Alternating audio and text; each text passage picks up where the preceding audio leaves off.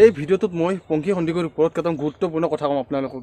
যদি ভিডিঅ'টো আপোনালোকে স্কিপ কৰিম বুলি ভাবিছে আপোনালোকে ৰৈ যাওক, স্কিপ নকৰিব। 5 মিনিট সময় ওলাই কৰি হ'লে এই ভিডিঅ'টো ধৈৰ্য ধৰি আপোনালোকে চক শেষলৈকে মই কি ক'ব বিচাৰিছোঁ আপোনালোকক, অসমবাসী ৰাইজক কি নিউজ দিব বিচাৰিছোঁ, স্কিপ নকৰিব আপোনালোকে। মই এটা ৰিকুৱেষ্ট কৰোঁ অসম চৰকাৰলৈ আৰু প্ৰশাসনলৈ, এনেকুৱা এটা আইন বান্ধি দিব লাগে, বলৎকাৰী হওক হত্যাকাৰী হওক এইবিলাকক মানে ডাইৰেক্ট ফাঁচি দিব লাগে। তেনেকুৱা এটা আইন ব্যৱস্থা কৰিব লাগে যাতে সেইটো কৰাৰ আগত এশবাৰ ভাবে, বুকু কঁপি উঠে। এনেকুৱা ব্যৱস্থা এটা মানে কি অতি শীঘ্ৰে কৰিব লাগে।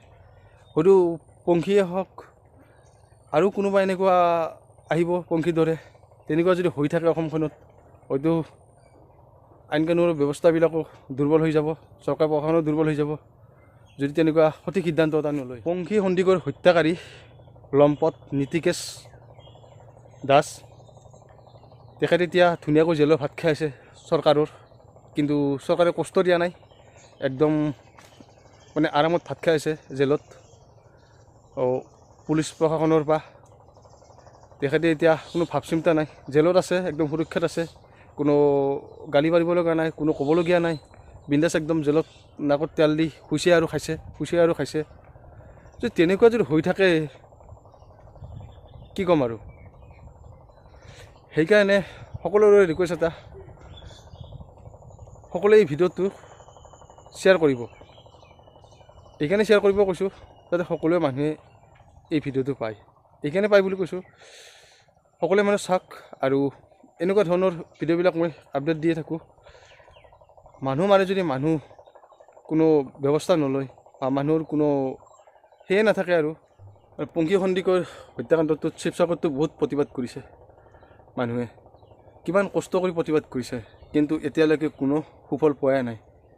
হয়তো যদি সেই প্ৰতিবাদকাৰীখিনিৰ যদি কষ্টখিনি দুখখিনি যদি অসম চৰকাৰে হওক বা আইন প্ৰশাসনে হওক সঠিক সিদ্ধান্ত এটা লয় নীতিকেশৰ ওপৰত, হয়তো তেতিয়া মানুহখিনিয়ে শান্তি পাব মনত, আৰু পংখী সন্দিকৈৰ ঘৰৰ মানুহখিনিয়ে শান্তি পাব।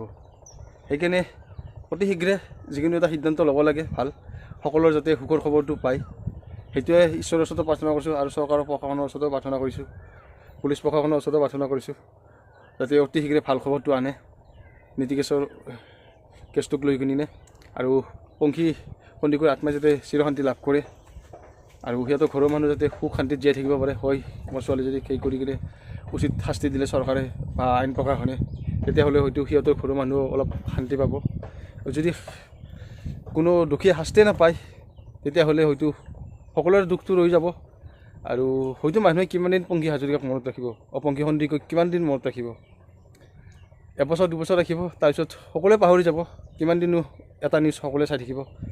সেইটো কাৰণে যদি সৰকাৰ হয় তেতিয়া ক'বলগীয়া একো নাই, যদি দেৰি হৈ গৈ থাকে তেতিয়াহ'লে হয়তো আইনৰ চকুত ধূলি দি হাৰিয়ে যাব, বেলেগ তাত বাহিৰে আৰু বেলেগ একো নহয়।